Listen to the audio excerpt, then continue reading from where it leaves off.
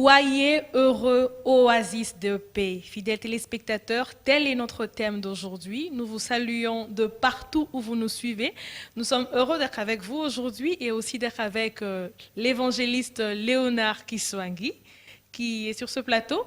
Alors, comme je vous l'ai dit, nous parlerons du thème Foyer heureux, oasis de paix. Nous commençons cette série d'enseignements sur les familles parce que, comme vous le savez, il n'y a personne qui est né de lui-même. Du moins, lorsque tu es né de par ta mère, vous formez, vous et votre mère, déjà une famille. Et aussi, l'Église est constituée de plusieurs familles. Ces familles-là sont, comme on dit, la base de la société. La famille est la base de la société. C'est de la famille que plusieurs personnes sortent pour aller vers la société, pour aller vers l'Église. Et nous devons parvenir dans nos familles à constituer des foyers heureux qui sont en fait des oasis pour chaque personne, pas de lieux qui constituent un lieu de stress, un lieu de dispute, un lieu de mésentente. Alors c'est dans cette optique-là pour pouvoir nous édifier que nous débutons avec cette série d'enseignements. Je me tourne vers vous, évangéliste Léonard. Pourquoi parler en ces moments de foyer heureux, oasis de paix? Quelle est l'opportunité? Merci beaucoup, Madame Jemima. Mes salutations et aussi à nos téléspectateurs qui nous suivent de partout. Quelle est l'opportunité de parler des familles heureuses, oasis de paix? Et déjà, nos téléspectateurs qui sont bientôt quelques mois passés habitués à nous écouter, ils comprennent que nous avons parlé et mis l'accent sur le désert, en parlant des difficultés et autres éléments qui caractérisent les déserts. Mais nous avons dit qu'il ne fallait pas mourir dans les déserts, il fallait sortir et vivre dans l'oasis. Okay. Maintenant, nous voulons mettre l'accent sur l'oasis. Pourquoi? Parce que nous avons appris beaucoup de leçons pendant ces temps de confinement. Et le mot d'ordre d'ailleurs, lorsque les choses étaient encore très difficiles à vivre, on nous a dit « restez chez vous ». Et quand le mot d'ordre était donné de rester chez vous, plusieurs se sont rendus compte que les chez eux étaient égales dans leur famille. Exact. Mais est-ce que leur famille, leur foyer, leur domicile étaient réellement des lieux, des oasis de paix, ou c'était finalement devenu des endroits de querelles, de disputes et autres? Et donc nous avons pensé que oasis, c'est en fait un lieu de rafraîchissement, un lieu comme de nous l'avons rafraîchissement, précisé au début. Un lieu de sécurité, un lieu où on peut s'épanouir parce qu'il n'y a pas une sécheresse là-bas.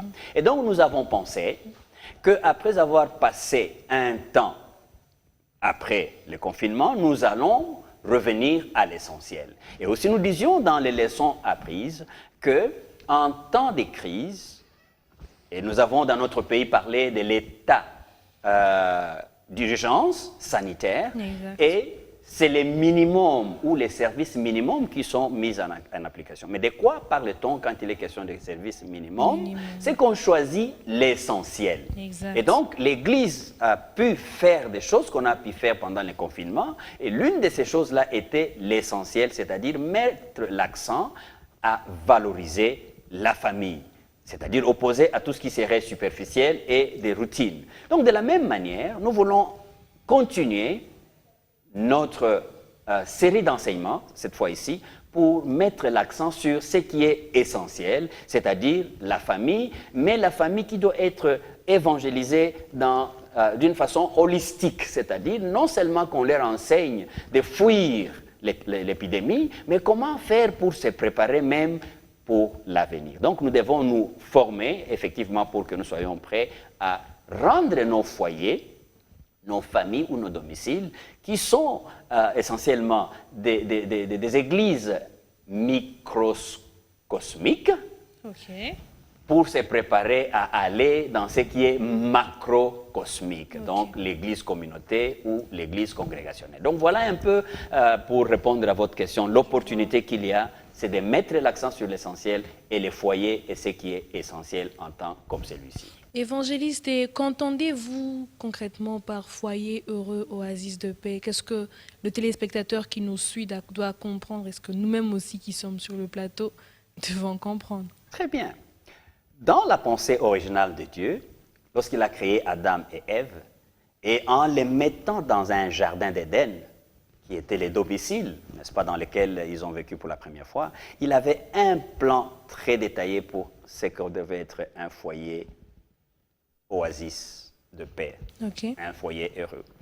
Il avait 3 éléments essentiels dans ça, et c'est ce que nous voulons restaurer. Dans sa tête, dans sa conception, il avait l'image de quelque chose qui devait être beau. C'est cet endroit où la beauté des cœurs s'harmonise avec la beauté des individus. Adam et Ève ont dit que c'était des créatures merveilleuses. Et la Bible dit ça.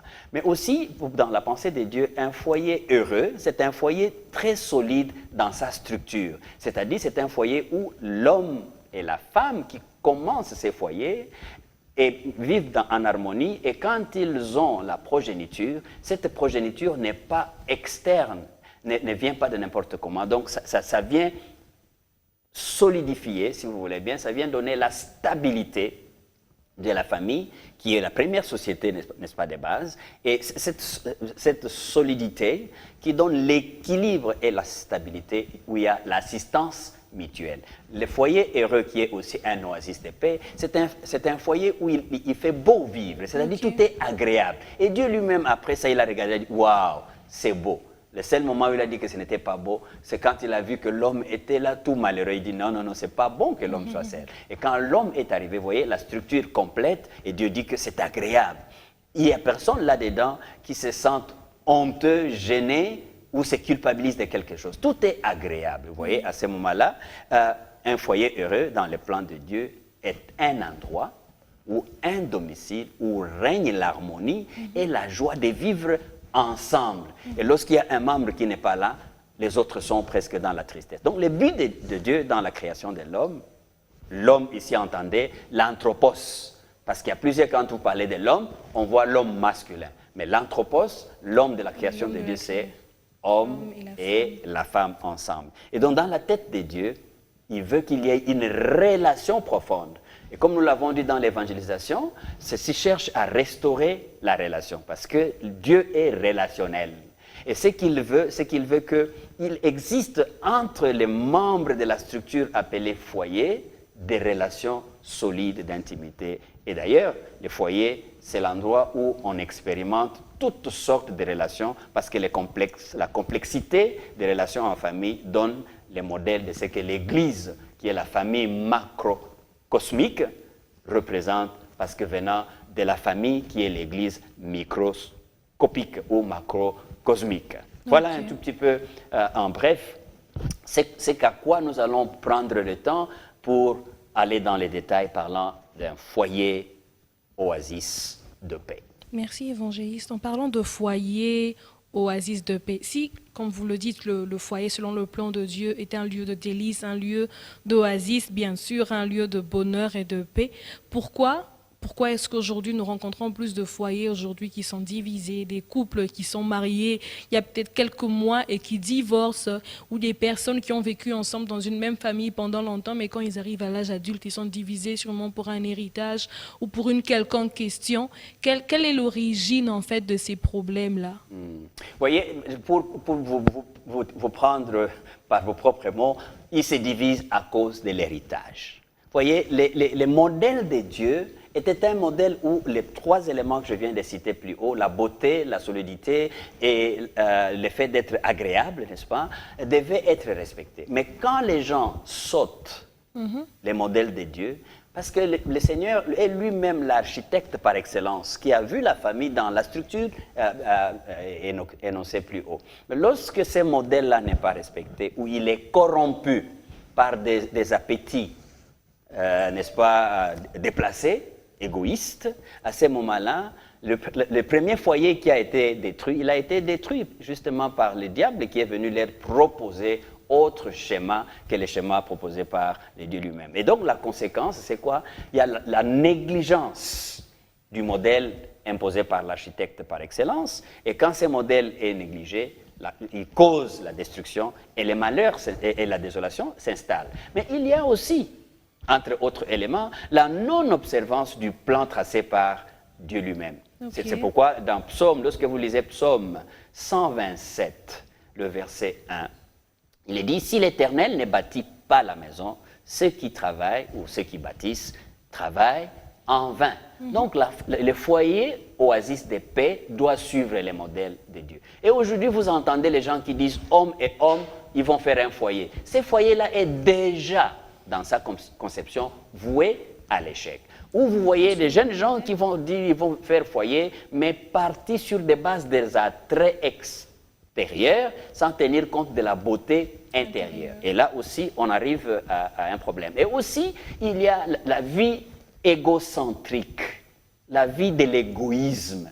Tu vois un jeune homme qui va au mariage avec comme motivation d'avoir tout ce que les autres femmes ont ou tout ce qu'il a vu dans la vie externe. Donc il est en train de poursuivre un objectif qui n'est pas dans les plans originaux du mariage. Et donc les intérêts égocentriques. Mais aussi enfin, pour ne parler que de ça, là où il y a manque de pardon et il y a une culture de la rancœur parmi les membres qui constituent le foyer, c'est clair que la destruction va s'y installer et, la fin des comptes, malheur, désolation et pas un oasis de paix. Voilà un peu ce que nous pouvons glaner ça et là, qui peut être des causes qui amènent le foyer oasis à être un endroit de malheur et un endroit de désolation. Malheureusement, c'est ce que nous vivons en grande partie aujourd'hui dans la société actuelle. Tout à fait. Mais une autre question, quels sont donc les ingrédients positifs, si je peux les appeler ainsi, pour parvenir à un foyer heureux, un foyer oasis de paix, selon le modèle de Dieu, comme vous dites. Déjà, vous dites qu'un foyer qui ne part pas du modèle de Dieu, déjà, il est voué à l'échec. Il est voué à l'échec. À part cela, quels sont les autres ingrédients? Et donc, les ingrédients qui sont dans le modèle de Dieu pour qu'il y ait, selon qu'il l'a établi, l'ordre qui vient de lui-même. Tu vois, il est l'ingénieur de cet appareil qui s'appelle foyer, oasis de paix. Quiconque d'autre aimerait faire ça autrement, il se trouverait à côté. Donc, il y a l'amour mutuel selon Dieu et non selon les coutumes. Okay. Tu vois, quand tu lirais pour nous les textes de 1 Corinthiens au chapitre 7, 39, il dit à peu près qu'il faut qu'il y ait l'amour véritable qui est le socle ou le fondement. Et par l'amour réel et véritable, il est loin question d'être l'amour de Yakatovanda, l'amour de tapotage, etc. Ou l'amour selon les coutumes. Non, mais l'amour selon les Seigneurs. C'est ça que nous lisons dans 1 Corinthiens, chapitre 7. 1 Corinthiens, chapitre 7, verset 39, je lis « Une femme est liée aussi longtemps que son mari est vivant. Mais si le mari meurt, elle est libre de se marier à qui elle veut, seulement que ce soit dans le Seigneur. » Seulement que ce soit dans les Seigneurs. Donc, ce n'est pas l'amour selon les coutumes, mais selon les Seigneurs. Et aussi, nous disions qu'un autre ingrédient qui ferait que nous puissions restaurer les foyers oasis de paix, c'est la confiance mutuelle. Et quand nous parlons de la confiance mutuelle, justement, c'est sans préjudice du contrôle mutuel. Qui dit confiance n'exclut pas les contrôles. Et au contraire, je pense que là où il y a la confiance, il devait y avoir aussi une dose rigoureuse, n'est-ce pas, des contrôles. Et c'est très important. Par amour, bien sûr. Par amour. Pourquoi? Parce que cette confiance-là est tirée à l'image de Dieu, le Père, qui fait confiance au Fils, qui l'envoie et qui lui donne la responsabilité et les pouvoirs.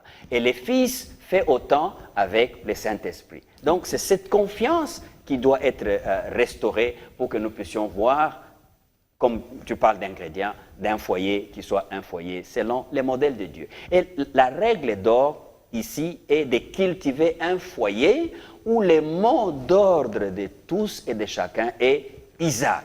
Chacun, Isaac. Fils d'Abraham. Isaac, fils d'Abraham. Mais qu'est-ce que c'est que ça encore? Oui, et c'est là que nous voulons probablement un peu appuyer pour dire un foyer oasis de paix selon les modèles de Dieu répond aux besoins fondamentaux de chaque individu.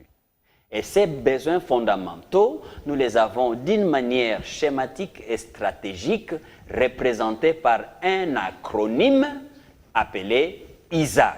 Le premier I représente l'importance. Vous voyez, dans un foyer, selon le modèle de Dieu, on accorde de l'importance à chaque membre de la famille. Il n'y a pas un membre de second rang dans un foyer selon le modèle de Dieu. Tout le monde est important.